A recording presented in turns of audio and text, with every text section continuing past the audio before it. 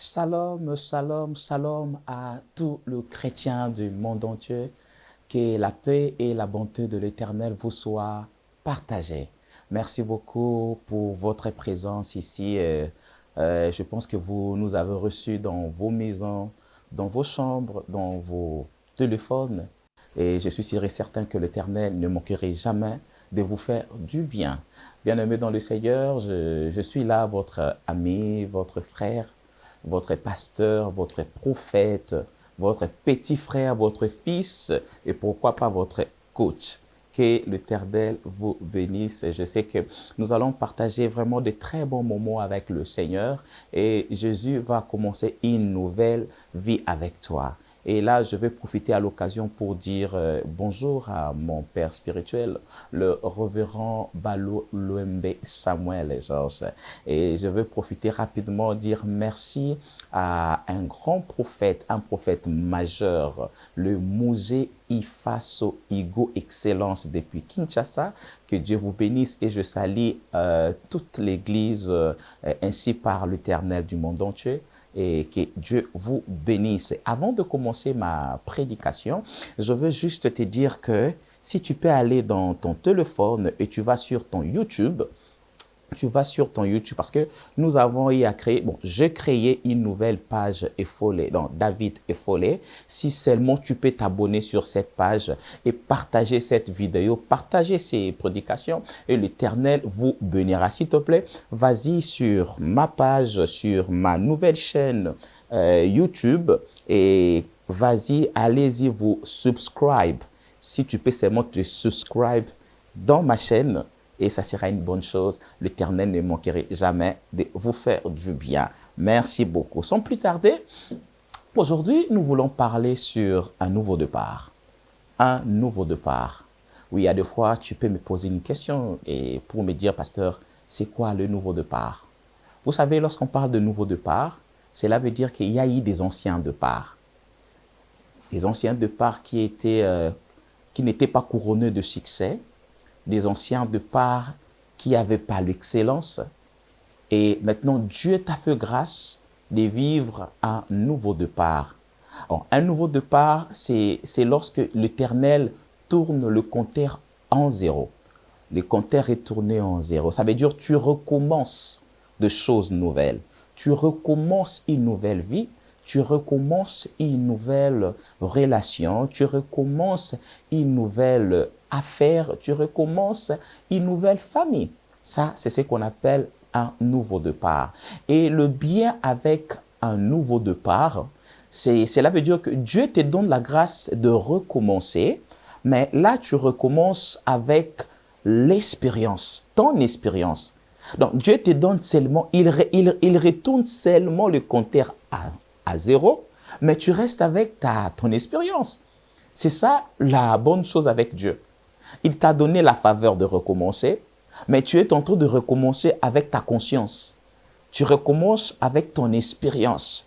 En d'autres termes, c'est comme si tu es en train de regarder un film que tu as déjà vu, que tu as déjà regardé. Ça veut dire que tu connais le film. Et ça, il te donne la capacité, il te donne une faveur de reparer là où tu avais échoué, de reparer là où tu n'avais pas bien travaillé, de reparer là où tu n'avais pas bien fait. Ça, c'est ce que j'aime avec Dieu. Il te donne la capacité de recommencer. Tu vois, dans cette relation, tu vois, dans cette affaire, dans ce business, dans cette entreprise, dans cette famille, Dieu t'a donné une nouvelle vie, une nouvelle saison, une nouvelle. C'est parce que peut-être hier tu avais échoué, peut-être hier tu ne l'avais pas fait bien et Jésus est venu avec un nouveau départ. Enfin que tu recommences, mais avec ton expérience. Tu recommences avec ton identité. Tu recommences avec ton savoir-faire. Voilà, c'est ce que Dieu veut nous parler aujourd'hui. Et je suis sûr et certain qu'après ce message, l'Éternel va changer ton histoire. Après ce message, l'Éternel te bénira. Après ce message, ta vie ne restera plus la même, car tu seras changé à une autre personne. Oui, lorsqu'on va te voir demain, on verra que tu es une nouvelle personne, car tu vas vivre un nouveau départ. Sans plus tarder, je vais ouvrir ma Bible dans le livre de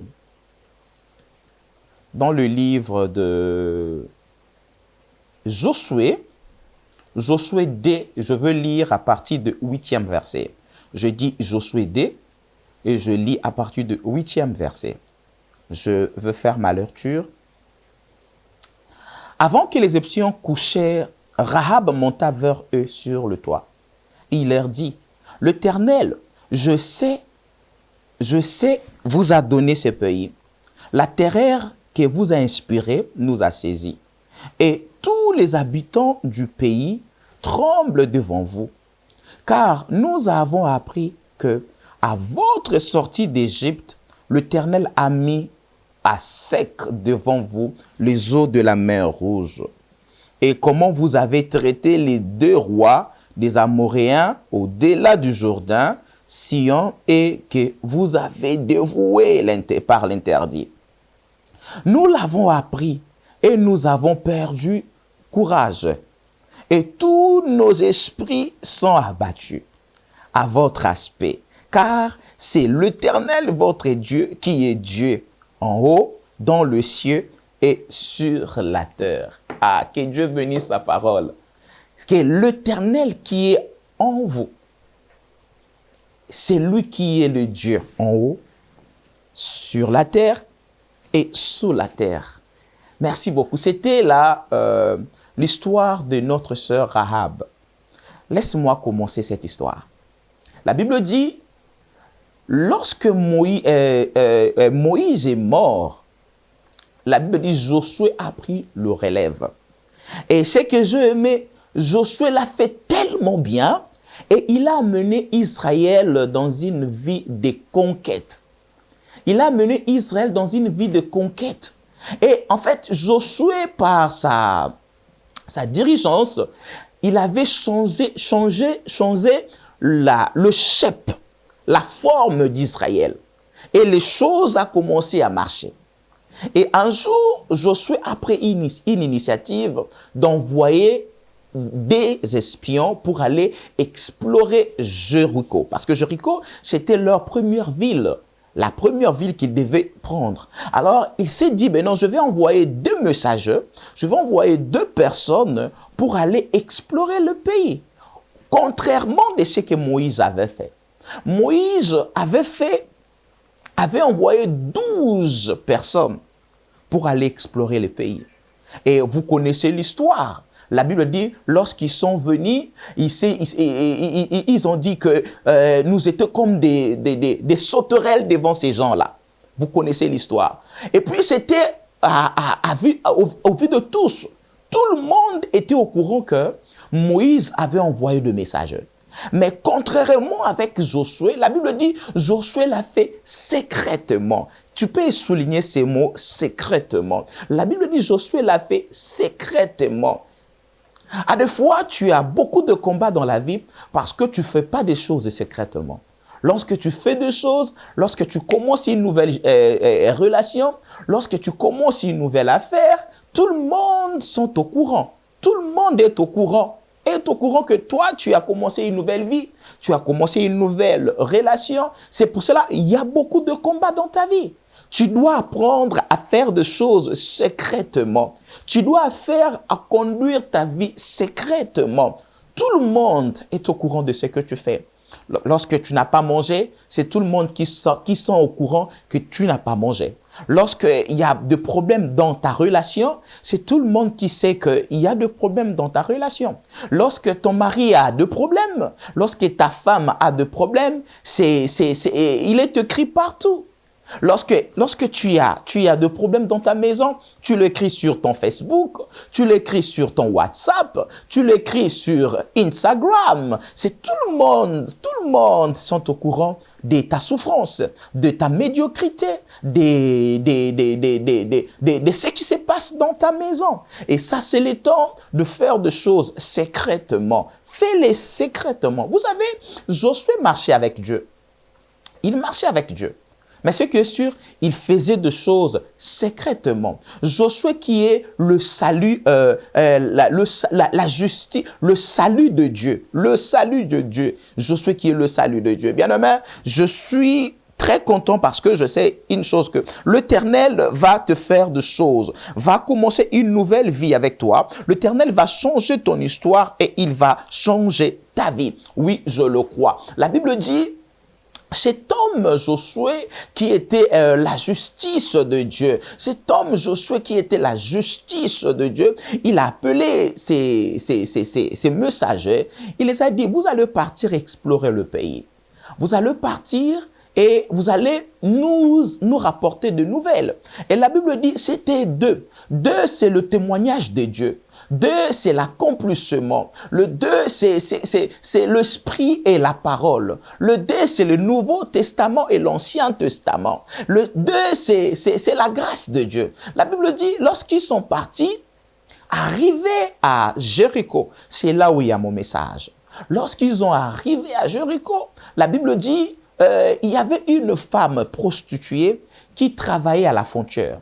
Vous savez, elle voulait plus travailler à la frontière parce que à la frontière, elle gagnait beaucoup. Parce que dans la frontière, tu peux facilement recevoir de clients et son affaire marcher. La Bible dit, elle a même construit une maison juste à la frontière, parce qu'elle sait que quand les clients viendront, et elle saura comment traiter avec eux. La Bible dit, cette femme, lorsqu'il a vu ces deux messagers, lorsqu'il a vu ces deux personnes, la femme, bon, elle se disait peut-être ce sont des hommes comme tous les hommes.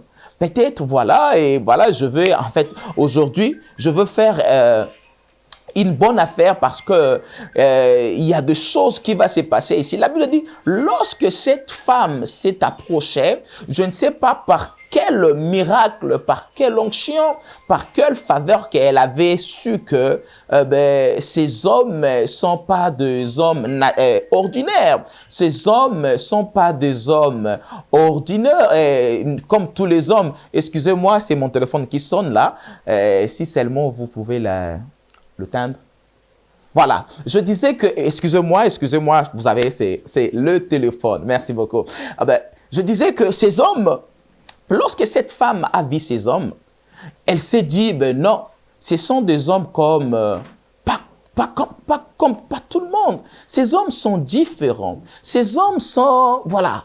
La Bible dit, la femme les a reçus dans sa maison et elle les a cachés.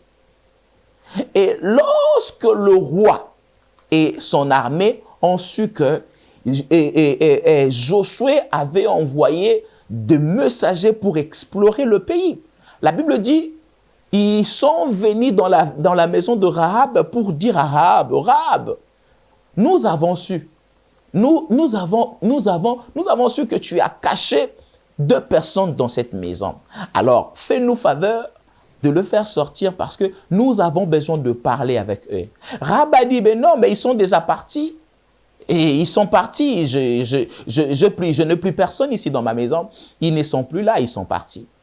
Et lorsque le messager du roi et le militaire sont partis, la Bible dit, Rahab est rentré vers ces deux personnes pour leur dire, écoutez, moi je vous ai caché. Pourquoi? Parce que je sais qui vous êtes. Je vous ai caché parce que je sais que vous êtes extraordinaire. Je sais que vous n'êtes pas comme tout le monde. Parce qu'on a appris comment l'Éternel vous a délivré. Nous avons appris comment l'Éternel vous a fait du bien. Comment l'Éternel a commencé à vous donner de villes. Comment vous avez traversé le zoo de mer Rouge. Comment vous avez fait des exploits. Comment l'Éternel vous a accordé le miracle. Nous avons su. Et actuellement que je suis en train de te parler, nous avons perdu contrôle. Nous avons perdu courage. On n'a plus la force. Parce que nous le croyons que votre Dieu est Dieu. Votre Dieu est grand. Ici, je veux mettre une parenthèse. Écoutez, bien aimé, cette femme, Elle a fait parler la voix de sa conscience. Elle a fait parler son cœur, la voix de sa conscience. Rien que pour dire, écoute, je sais. Parce que la conscience, c'est la voix de l'Éternel. La voix de conscience, c'est la voix du Saint-Esprit. C'est la voix qui te dit que, ben voilà, cette personne a Dieu. C'est la voix qui te dit que, voilà, cette femme a Dieu. Cet homme a Dieu. Cet homme marche avec Dieu. La voix de conscience te dit que si seulement tu t'accolabores, tu t'associes avec lui, vous ferez de grandes choses. La voix qui te dit si seulement tu acceptes ton Dieu, tu acceptes son Dieu, eh bien tu vas aller de l'avant. La voix qui dit que si seulement tu acceptes de croire à son Dieu, eh bien tu vas aller de l'avant.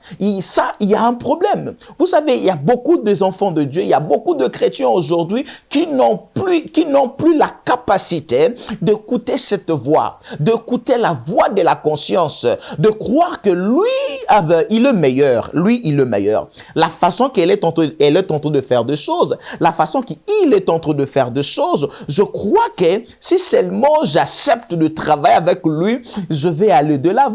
Si seulement j'accepte de croire à son onction, les choses vont marcher. C'est ça qui nous manque aujourd'hui. Le chrétien d'aujourd'hui, l'église aujourd'hui. Aujourd'hui, il y a de combats. Aujourd'hui, il y a de poison parce que nous ne voulons plus écouter la voix de la conscience. Nous voulons plus écouter la voix de l'Éternel. Dieu te dit qu'il y a des fois, tu fais pas des choses bien. Tu dois demander pardon. Mais vu que nous sommes de chrétiens d'aujourd'hui, il y a trop de matu-vie. Il y a trop de tu vis, eh ben, tu penses que c'est toi qui es le meilleur. Eh ben, tu penses que c'est toi qui fais bien. Eh ben, voilà, c'est moi qui ai les bons parleurs. C'est moi qui a l'onction. C'est moi qui est capable. C'est moi qui est puissant. C'est moi. Il y a trop de moi dans la vie chrétienne aujourd'hui. Il y a trop de moi. C'est moi qui est la plus belle. Eh ben, tu sais, je suis le plus beau. C'est moi qui parle bien français. C'est moi qui étais à l'école. C'est moi, je viens de l'université, moi j'ai étudié, voilà, c'est ça qui tue l'église de mon pays aujourd'hui, c'est ça qui tue l'église, le chrétien aujourd'hui, parce que nous avons plus cette capacité de reconnaître les autres, de reconnaître la grâce des autres. Oh bien-aimé, aujourd'hui, j'aimerais dire à une personne qui me regarde, j'aimerais dire à une sœur qui me regarde, que moi je crois à ta capacité. Moi, je crois à l'onction qui est sur toi. Je crois à ta prière. Je crois à ta prêtrise. Tu vois la façon que tu fais ton sacerdoce, tu fais ta prêtrise. Si tu le fais avec l'eau, si tu le fais avec l'huile, si tu utilises l'encens, si tu utilises la bougie, si tu utilises tout ce que tu utilises, vu que c'est Dieu qui t'a inspiré. Ah ben, je te dis que je crois en toi et je te dis que je suis avec toi. Peu importe la façon que tu fais ta prêtrise, moi je crois à l'onction que Dieu a mis sur toi. Je crois à l'onction que Dieu a déposée sur toi. Oui. Ça c'est le temps, mes bien-aimés, d'écouter la voix de conscience. À des fois, ça t'arrive que tu as mal fait. La voix de ta conscience te dit que tu as mal fait, demande pardon. Tu as mal fait, va t'excuser auprès de l'autre. Vu qu'il y a trop de matu-vie, tu vois, moi, c'est moi qui est l'homme. Dans cette maison, c'est moi qui est l'homme. C'est lui qui va commencer. C'est elle qui va commencer. Vu que c'est moi qui l'a épousée, moi, je n'ai pas le droit de demander pardon. Bien aimé, c'est une erreur. C'est une erreur. Et je le dis encore à haute voix, c'est une erreur. La voix de conscience te parle aujourd'hui. Toi qui me suis dans ta maison, toi qui me suis dans ta voiture, dans ta chambre, tu as des problèmes avec ta femme, mais tu n'arrives même pas à s'approcher à s'approcher d'elle pour dire excuse-moi mon amour. Tu n'arrives même pas à approcher ton mari pour dire excuse-moi mon mari, pardonne-moi, parce que la voix de conscience te parle. La voix de conscience te dit que lui, il fait des choses mieux que toi. La voix de conscience te dit que lui, il a cette onction-là, il a cette grâce-là. Le problème avec nous aujourd'hui, nous voulons devenir de généralistes. Voilà, c'est là qui tue l'église aujourd'hui. Tu veux devenir généraliste, tu veux faire tout. Tu es dans le domaine de gauche, tu es dans le domaine de droite, tu es dans tous les domaines en fait. C'est ça qui tue, c'est ça qui nous déstabilise. Mais aujourd'hui, nous avons besoin des chrétiens authentiques, des chrétiens spécialistes, des gens qui sont spécialistes. Bon, moi, je prêche la délivrance, c'est ça ma spécialité. Moi, je prêche la repentance, c'est ça ma spécialité. Moi, je prêche la prospérité, je prêche la prophétie, j'interprète l'Apocalypse. Moi, j'ai la spécialité de la guérison des aveugles. J'ai la spécialité des gens qui ont des problèmes de mental. C'est ça, c'est ce que nous voulons. Moi, j'ai la spécialité du sacerdoce. Je sais comment faire ma prêtrise. C'est ce que nous voulons. C'est ce que nous sommes en train de chercher d'aujourd'hui. C'est ce qui fera de nous, moi j'apporte ma grâce et toi tu apportes ta grâce. Moi je viens avec ma prêtrise sacerdotale et toi tu viens avec ta délivrance. Lui il vient avec sa repentance. Lui il vient avec sa prospérité et nous allons nous mettre ensemble et l'œuvre de Dieu va avancer. L'œuvre de Dieu va avancer. Nous avons besoin des spécialistes, les gens qui savent leur travail, les gens qui les font bien leur travail. La Bible dit, cette femme a commencé à dire, nous avons appris, nous avons su, on nous a dit comment Dieu vous a délivré. Comment Dieu vous a délivré. Le miracle que tu es en train de faire là, ça vient de Dieu. Aujourd'hui, c'est difficile pour que tu puisses croire au miracle des autres. Quand tu vois l'autre est en train de faire du miracle, directement, ça c'est les dieux des guégués. Ça, ce sont de vos fétiches là. Mais il faut laisser vos trucs là. Cette prophétie là ne vient pas de Dieu. Et pourquoi nous sommes toujours là pour condamner les autres. Nous sommes toujours là pour critiquer les autres. Ça, c'est le temps de croire à ce que Dieu est en train de faire à ton bien-aimé, à ce que Dieu est en train de faire à ton prochain, à ta femme. Il y a même des hommes qui jalousent leur femme parce que sa femme a l'onction, parce que sa femme a la grâce, parce que sa femme parle bien de la part du Seigneur. Et il commence à empêcher, à étouffer la grâce de sa femme afin qu'elle ne monte pas. Bien-aimé, ça, nous sommes montrés de peupler le camp de Dieu, de peupler le camp de Dieu. Or, nous avons pour mission de peupler le camp de Dieu. Alors, essayez un peu de croire et d'accepter la voix de la conscience. Qu'est-ce que la conscience te parle? Tu es là, la conscience te parle à propos de ton frère. Tu es là, la conscience te parle à propos de ta sœur. Et la conscience te dit, va demander pardon. La conscience te dit, demande pardon à tes parents. La conscience te dit, demande pardon à ton grand frère.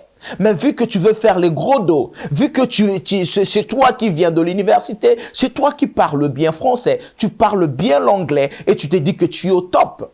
Vu que tu as beaucoup de bagages plus que ton mari. Tu travailles dans une bonne place, dans une bonne société et tu as fait des études très, très, très profondes. Et alors, tu penses que tu ne peux pas demander pardon à ton mari. Tu ne peux pas respecter ton mari. La voix de conscience te parle aujourd'hui. La voix de conscience te parle à propos de ta famille. La voix te dit, tu peux aller demander pardon à ton fils. Vous savez, il y a beaucoup de parents qui ne pensent pas que je peux demander pardon à mon enfant, je peux demander pardon à ma fille, je peux demander pardon à mon fils. Oui, papa, tu peux le faire. Lorsque tu sens seulement que tu es fautif, lorsque tu sens que c'est toi qui es le fautif, vas-y vers ta fille, vas-y vers ton fils et dis, I'm sorry. Demande pardon. La Bible dit, cette femme a dit, nous avons su, nous avons appris comment l'Éternel a délivré votre pays. Et je sais et je crois que vous avez un grand Dieu. C'est lui qui est sur la terre, sous la terre, c'est votre Dieu. Ah, je me redire à quelqu'un, c'est ton Dieu qui est capable. C'est ton Dieu qui est puissant. C'est ton Dieu qui est capable. Je crois ton Dieu et je crois que ton Dieu est capable. Je crois que ton Dieu est capable de délivrer ta vie. Ton Dieu est capable de commencer une nouvelle chose. Et ce soir, cet après-midi, ce matin, ça dépend de là où tu es. Que l'Éternel t'amènera la vie d'un nouveau départ. La Bible dit, cette femme a dit, écoutez, moi, en fait, je ne veux pas vous créer de problème. Je ne veux pas... non, c'est que je veux seulement... Si seulement vous pouvez créer une alliance. Si seulement vous pouvez créer une alliance avec moi. Je sais qu'un jour, vous allez venir. Ce n'est même pas demain. Ce n'est pas le lendemain. Mais ce qui est sûr, un jour, vous allez venir. Et lorsque vous allez venir, épargne la maison de mon père. Épargne la maison de ma famille, épargne ma nation, épargne mon église, épargne ma vie, parce que je sais que vous allez revenir. Je sais aussi que le Dieu d'Israël, votre Dieu, vous donnera cette terre, vous donnera cette ville de Jéricho. Et je veux seulement demander une faveur. Fais-moi une alliance. Fais-moi seulement une alliance. Vous savez, ces deux personnes, ces deux hommes n'étaient pas venus pour faire une alliance. Mais le jour-là, à cause du témoignage de cette femme, à cause de l'insistance de cette femme, la Bible dit, ils ont créé l'alliance. Ils ont fait une alliance. Et pour t'épargner dans beaucoup de détails, la Bible dit, lorsque Josué est venu dans le verset 6 de ces versets, ils ont venu pour récupérer Jéricho. La Bible dit, cette femme avait trouvé grâce. Cette femme était favorisée. C'était pas seulement elle, c'était elle et sa famille. Mais écoutez, cette femme qui était une prostituée, cette femme qui était une femme dévalorisée, cette femme qui était une personne que sa famille ne comptait même pas, parce que c'était une shame, c'était une honte, c'était l'opprobre d'avoir une femme, un enfant, une fille dans la famille qui est prostituée à l'époque. Elle était une prostituée à l'époque.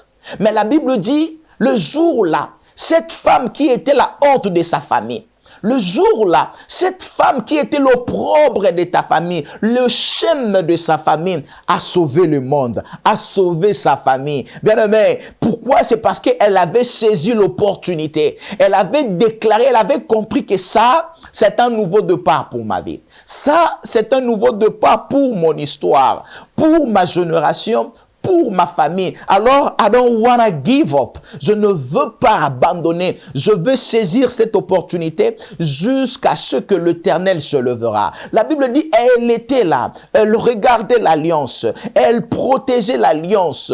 Et parce qu'on lui a dit, prends seulement ce morceau d'habit. Prends le morceau d'habit à cramoisine rouge. Mets-le sur ton linteau. Mets-le sur ta maison. Lorsque nous allons revenir, nous allons seulement regarder cette alliance. Et lorsque nous allons regarder cette alliance, toi et ta famille et toi, vous serez sauvés. Et la Bible dit le jour-là, cette famille a été sauvée à cause de cette femme qui était rien, qui était dévalorisée. Elle était nothing. She was nothing for her family. But la Bible dit le jour-là, cette femme a reçu faveur et sa famille était sauvée. À des fois, lorsque tu me regardes, lorsque tu regardes ta vie, tu te dis, mais en quoi je vais sauver ma famille?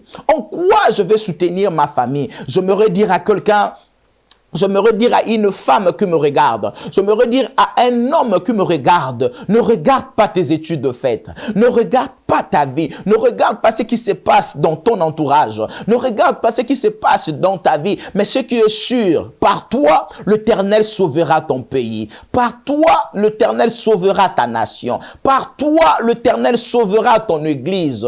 Par toi, l'Éternel sauvera ta famille. Car tu n'es pas n'importe qui. You are not nobody. But you are somebody. I want to tell to someone that you are somebody. Tu es quelqu'un parce que Dieu croit sur toi. Et moi, David Eupho, le prophète roi, prêtre du sacerdoce royal, je crois à ta grâce. Je crois que tu as un futur avec Dieu. Tu as un futur avec Dieu. Tu as un futur avec Dieu. Tu n'es pas n'importe qui. Tu n'es pas n'importe qui. No matter what, how you cry, my beloved. No matter peu importe ce que tu vois dans ta vie, peu importe là où tu dors, là où tu es en train de dormir, peu importe là où tu es en train de travailler, moi je crois à ta grâce. Je sais que Dieu te levera et par toi, ta famille sera sauvée. par toi, Dieu va commencer une nouvelle histoire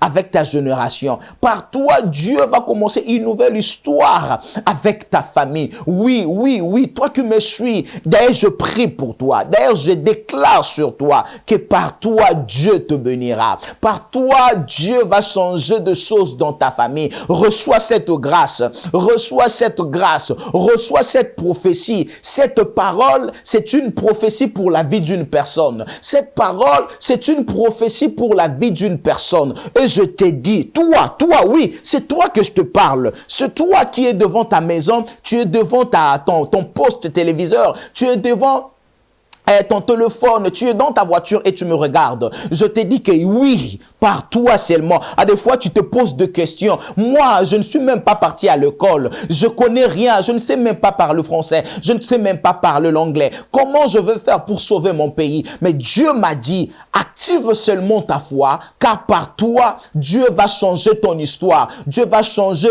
l'histoire de ta famille. Par toi, Dieu va t'amener quelque part. Oui, je dis quelque part. Cette femme qui était une prostituée, cette femme qui était une honte de sa famille, elle est devenue la personne qui est venue sauver toute une famille. Elle a sauvé toute une famille. Et la Bible dit dans l'histoire de cette femme qui était prostituée, elle est devenue la grande mère de Jésus. Elle a épousé un rabbin. Tu peux imaginer ça?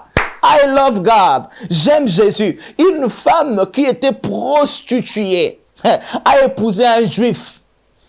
Il a épousé un rabbin, un juif. Les juifs, ce sont des gens qui connaissent la culture, connaissent la loi en fait. Mais le jour-là, d'abord, elle était une prostituée, elle était une impure, cette femme. Impure, s'il vous plaît. Mais elle a été épousée par un juif, un rabbin. Un rabbin l'a pris en mariage. Et directement, elle s'est retrouvée dans la généalogie de Jésus. Elle est devenue une grande mère de Jésus. Peu importe ce qui se passe dans ta vie. En fait, aujourd'hui, je ne suis pas venu te condamner. Aujourd'hui, je ne suis pas venu te rappeler ton passé. Laisse ton passé dans le passé. Reste ton passé dans le passé. Aujourd'hui, je suis en train de parler à propos de ta présence et de ton futur. Je parle à propos de ton futur, car demain, Dieu va faire des choses avec toi. Demain, Dieu va faire des choses avec toi. Le problème est que tu dois seulement respecter l'alliance. Respecter l'alliance. La Bible dit, cette femme était là, elle veillait sur son alliance.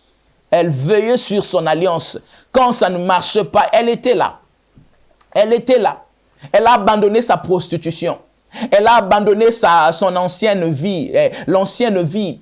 Elle a abandonné ce qu'elle faisait. Elle était là nuit et jour, comme Habakkuk a dit, j'étais dans mon poste. J'étais dans mon poste. Elle regardait parce qu'elle ne connaissait ni l'heure, ni le temps, ni la date, ni le jour. Mais elle était là. Mais c'est que sûr, elle avait la foi qu'un jour, ils vont revenir. Un jour, Josué, son armée reviendra. Josué, son armée reviendra. Josué, son armée reviendra. Je veux seulement veiller sur la promesse. Je veux seulement veiller sur l'alliance. Je veux seulement protéger l'alliance. C'est la seule chose que tu peux faire, bien-aimé. Protège seulement l'alliance. Protège l'alliance. On protège l'alliance dans la parole de Dieu. On protège l'alliance dans la sanctification. On protège l'alliance dans la crainte de Dieu. On protège l'alliance dans les offrandes, dans le dîme et surtout dans des prières de sacrifice. Protège ton alliance. Car Dieu fera que les anges reviennent encore, que les anges viennent encore pour changer ton histoire. Oui, Dieu changera ton histoire. La Bible dit les jours-là, cette femme a sauvé son pays. Oh, c'était bien votre ami de tout le temps, le révérend prophète David Efoleli Sungi, et je vous bénis et je vous salue. Que Dieu vous bénisse. S'il vous plaît, n'oubliez pas à partager cette vidéo. Partage cette vidéo massivement et surtout abonnez-vous. Abonnez-vous. Je veux voir vos abonnements sur ma page sur ma chaîne YouTube et l'Éternel ne manquerait pas vous bénir. Et ça fera du bien chaque fois que nous serons en ligne ou nous aurons une vidéo sur YouTube, tu seras notifié. Oui, je veux que tu sois abonné. Sois vraiment abonné et partagez cette vidéo massivement. Que l'Éternel vous bénisse. Je suis vraiment à la fin de ces programmes et je dis merci à Heaven Above. Que Dieu vous bénisse pour cette faveur que vous nous faites. Merci beaucoup et à très bientôt. À très bientôt.